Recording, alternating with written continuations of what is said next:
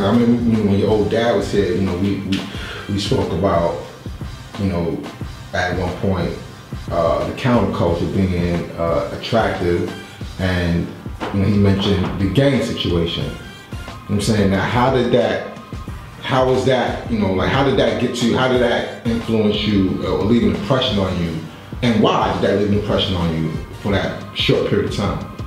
It was a sign of protection. Anybody can say whatever they want. The school I went to was gang infested. I said the Zulus ran the school the first year I was there. The second year, Bloods ran the school. And I knew I was against whatever that was Blood because of their lifestyle and the way they did things.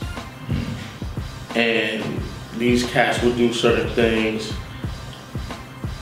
just cause, you know what I'm saying? Like, the Bloods had a real big impact and put a lot of fear, especially when we would go into class and stuff like that, because, you know, I'd have incidents to where I can't go to second period because I'm beefing with the nigga in second period.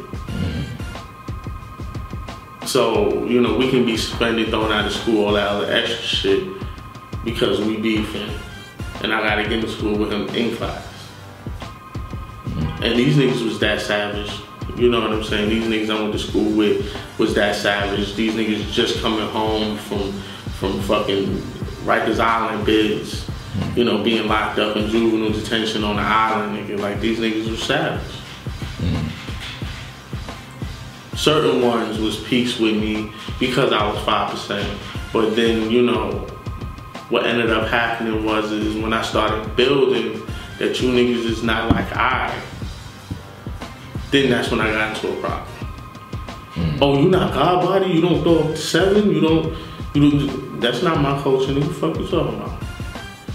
So that's another problem. So I'm beefing more with Bloods because they think that my culture is some gang shit and they can beat out with the righteous. Nah, it don't work like that. And I told them it didn't work like that, and that got me in the shit. So the gang shit never affect my thought on who I am, but it affected my position on just being able to function in the school.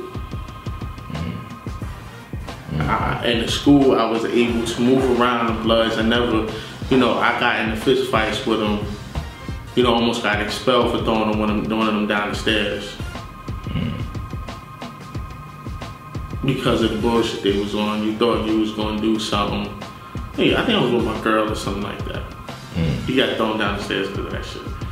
Because he's like, oh, what up, Blood? What up? What up? He ain't see me, he ain't see the shit coming. Get him. That's really what that shit was, get him. So what was the gang, or what was the team that had you running with them? Like, because I think that's what yeah, I wasn't, I think, for about 9 months, something like that. It wasn't really even a year. And yeah, so talk about like how that actually even formulated. And it's, you know, even largely black. And instant rivals is gonna be Latinos. I ran with the brown so that I can go ahead and make sure I was safe. Because these little black dudes was tough and these Puerto Rican niggas was crazy. Sometimes you needed that, you know what I'm saying? These niggas just shoot up a school block and won't get no fuck. And these is older niggas. You know, it all worked in the end because it's not that I found who I was, it's just that I was smart about what I did. When it came to doing any of that gang shit, I did it on the other side of town. So when I'm on the west side where I come from, nobody knows me for that. So what happened when your old dad got wind of it? And what was the exchange behind that? That was niggas not minding their business. You said built on that. That's niggas not minding their business. It's like you don't see me wearing colors and doing all this other extra shit, son. I do that shit on another part of town, so I be saving school. You know, that shit ain't got nothing to do with nobody. That shit got something to do with me and what the fuck I'm doing. You know what I'm saying? But that's your old dad, so he's, you know, of course he's gonna look at it and he's gonna, you know, feel a certain type of way. I don't give a fuck what he feels. This is to tell you the truth. I didn't really care. No, of course, bro. Okay, and the reason why I didn't care is because, nigga, this is not my whole life. See, my life is not over because I joined the gang. Or I briefly joined the gang. You feel what I'm saying? My life is not over because of that. I still got much more living to do. But did you didn't have that same position or that same perspective at that time? You know what I'm saying? Like, well, okay, this is something I'm going to do. At that time, it really wasn't that appealing at the time of doing it. I just knew I was safe because, nigga, you fuck with me and you had to deal with these niggas. It's safety when I was going through school.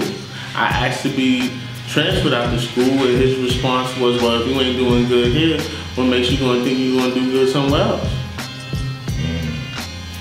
Like, fuck it, I'm gonna keep banging. That's the only way I'm gonna feel safe. So I asked you to switch up my classes because they give me, this shit was crazy. Like, I don't know how anybody else did it. I wasn't finna do it. I wasn't that type of person. Even at that time, being a young child, 14, 15 years old, you give me gym, first period, 7:30 in the morning, and I gotta be on the top floor of this 18 floors up, and they made us walk up. Yeah, I wasn't going. How did you feel? How did you feel, gym? Because I wasn't going. What the fuck you think? There's other niggas that get gym 4th period or something like that. At least you in the school moving around. You want me to be there at 7:30 on the top floor? You got life fucked up. And I asked for the change because I knew it was a hindrance. Oh no, you just get to your classes, all right? See, certain things that your children tells you, you might want to listen. You might want to listen to where they're coming from because it's not that, it wasn't even the fact that I was being lazy. It's just that any person with any sense wouldn't do no shit like that. Any adult would have been, nah, I'm not doing that shit this morning, no. And it continues to morning after morning after morning. And then in my school, as long as you made 2nd period, you were marked late, but you were still there. Yeah, that's kind of like how my school was, and I kind of relate to that. You know what I'm saying? That whole early in the morning, 7:30 in the morning, getting to what? You want me to go to the gym class or check? You want me to go to chemistry at 7:30 in the morning? How about I get there 2nd period? Fuck it, 3rd period. As long as I'm just marked late, I'm there, but I'm marked late. All right, so fuck it, I'm going 3rd period. You know what I'm saying? And that did happen, like, you know, throughout my high school years, and where I had to be for Spanish. But at least I was honest about the shit. Was the crazy part. I was honest with my father. I was like, yo, this is a real problem that I got gym on the top floor at 7:30 in the morning. This is an issue. He's just, I don't give a fuck. I ain't even do I asked for help. That's what you there for. If Mecca did this.